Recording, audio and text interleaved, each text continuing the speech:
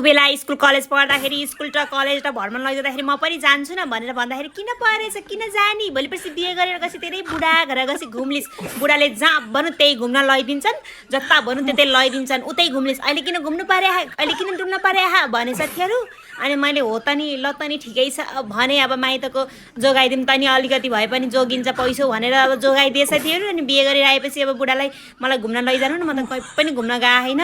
भनेर भनेको त अब त कहाँ घुम्ने अब कहाँ घुम्ने दिन्छन् अब त छैनन् घुम्ने दिन त सकिए पहिल्यै बिहेभन्दा अगाडि घुमे आए हुन्थ्यो अब त छैनन् अब त त्यही बच्चा जन्माउने हुर्काउने बढाउने पढाउने हो जिम्मेवारी सम्हाल्न पर्यो कहाँ घुम्ने कहाँ डुल्ने अरे क्या साथीहरू यो ममाथि यति ठुलो विश्वासघात भयो हेर्नु साथीहरू होइन अब बुढाले घुमा भने मलाई चाहिँ त्यही बिहेको मण्डपा 7 फन्को मार्या हो त्यहाँबाट ओडा मलाई कुनै पनि याद छैन त्यही भएर बिहेभन्दा अगाडिको दिदीबहिनीहरू बिहे नभएको दिदीबहिनी मजाले घुम्नु अहिले रमाइलो गर्नु बिहेपछि